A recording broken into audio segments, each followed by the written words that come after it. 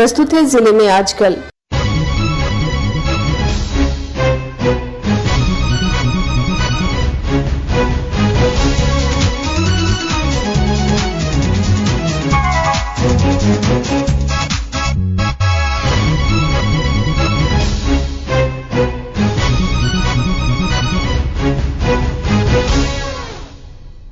इस अंक में आप सुनेंगे गढ़वा जिले की ताजा गतिविधियों पर हमारे संवाददाता की रिपोर्ट के साथ हमारे गढ़वा संवाददाता। गढ़वा जिले में इस वर्ष धान और मकई की फसल से निराश किसान अब आगे की वैकल्पिक खेती की तैयारी शुरू कर दिए हैं। जैसा कि मालूम है कि अल्प वृष्टि के कारण इस वर्ष जिले में खरीफ और भदई दोनों ही फसलों को नुकसान हुआ है। कृषि विभाग ने इस वर्ष पूरे जिले में 55,000 हेक्टेयर में धान के आच्छादन का लक्ष्य लिया था, लेकिन इसके विरुद्ध मात्र 8.73% ही धान की रोपाई हो सकी। पिछले कई वर्षों में इतना कम धान की रोपाई कभी नहीं हुई थी। कमोबेश यही स्थिति भदई और दलहन तेलहन की फसलों की भी रही है। इससे आहत किसान अब जिला कृषि विभाग की सलाह पर आगे की वैकल्पिक खेती की तैयारी कर रहे हैं।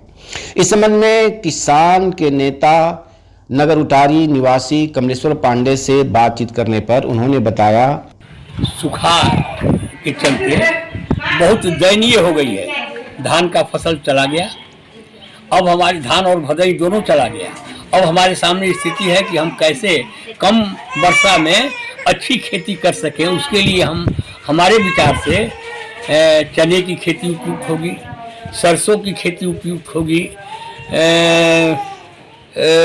और जो है कम से कम पानी लगे उस तरह की खेती ज़्यादा उपयुक्त होगी। जिले में गणेश चतुर्थी का पर्व धूमधाम के साथ मनाया गया।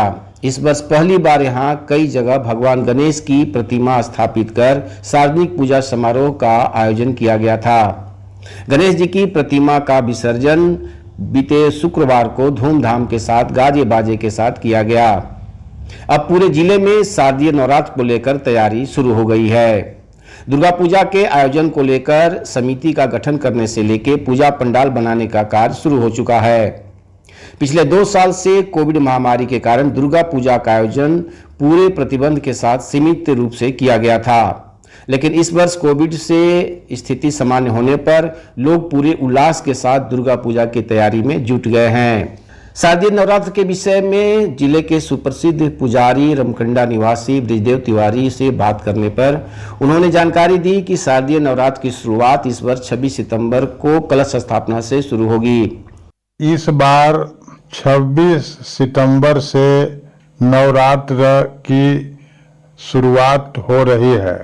26 सितंबर को कलश स्थापना होगी और 5 अक्टूबर को विजयदशमी मनाई जाएगी। इस बार जो है देवी भगवती का हाथी पर आगमन हो रहा है, जो शुभ संकेत है, लेकिन मुर्गा पर गमन का संकेत शुभ नहीं है। इस बार दशहरा पूरा 10 दिन चलेगा। 1 अक्टूबर को बेल निमंत्रण, 2 अक्टूबर को भगवती का पट खुलेगा, 3 अक्टूबर को महाअष्टमी और 4 अक्टूबर को महानवमी के साथ ही जो है 5 अक्टूबर को विजयदशमी मनाई जाएगी। विनोद कुमार पाठक, आकाशवाणी समाचार, गढ़वा। अभी आप सुन रहे थे गढ़वा जिले की ताजा गतिविधियों पर हमारे संवाददाता की रिपोर्ट पर आधारित कार्यक्रम जिले में आजकल।